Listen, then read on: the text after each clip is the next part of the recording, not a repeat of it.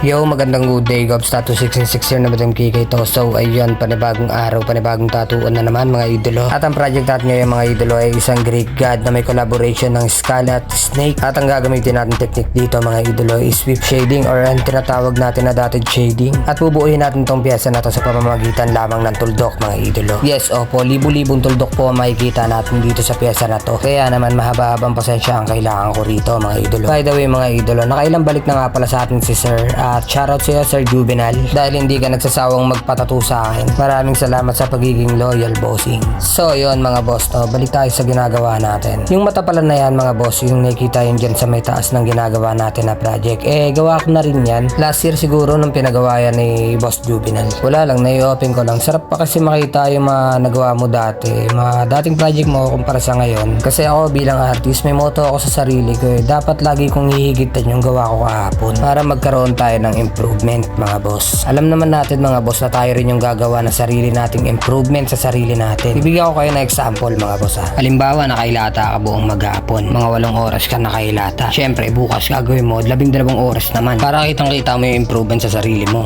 di ba? Hindi, joke lang, walang ganun. Ito talaga yan, di ba? Gumawa ka kahapon, ang ganda ng ginawa mong project. Syempre nakapag-isip ka, kaya ko pala yun. Paano kaya kung nigitan ko naman? Yung ganun mindset para hindi tayo mag-i-stay dun sa comfort zone natin. So yun mga boss, no, gusto ko lang naman i-shoutout tong loyal followers natin na to. Maraming salamat sa iyo bossing sa suporta, sa palaging pagsubaybay sa mga video ko.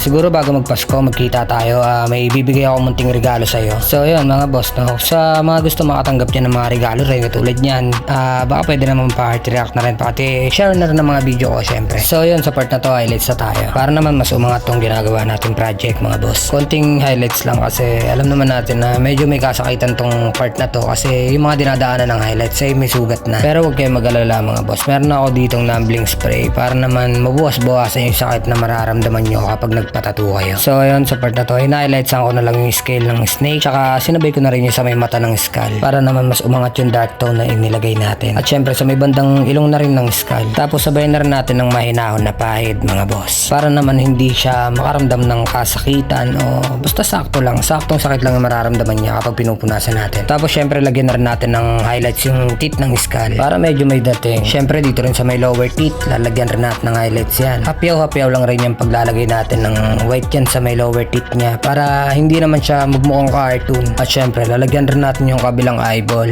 para pantay sila kabilaan. Mamaya yung isa white, yung isa wala nabuulag no. So ayun, sa mga gusto magpatato dyan, alam nyo na. At ito na po pala yung final result ng ating ginawa. Maraming salamat sa panonood. Enjoy!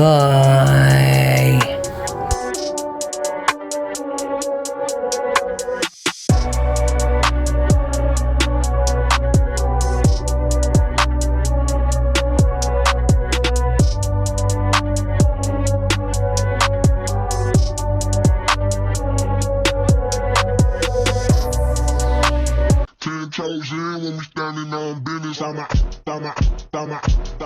Mr.